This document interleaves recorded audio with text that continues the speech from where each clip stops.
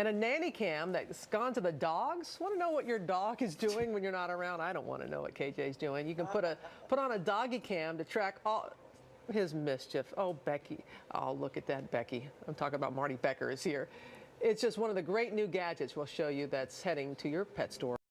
Good Morning America, back with this year's Global Pet Expo. It's one of the biggest one ever. In fact, so many innovative new products that are heading to pet store shelves, maybe in your home. I'm going to have to let this little one down. Our GMA, Dr. Marty Becker, veterinarian extraordinaire, rounded up some of the four-legged friends to test out some of the best items. This is one of the things that caught our eye early this morning when we came in, this notion that you could sort of spy on your pet. This is the nanny cam for pets. It's called the Animal. It weighs 1 ounce. It fits on your dog or cat's collar. So we have video of a cat's world, but you'll get to see what their world is like. Where are they sleeping during the day? Are they social? The cat that's having the accident, maybe another cat's beating up on it, so you get to see that cat that's attacking it.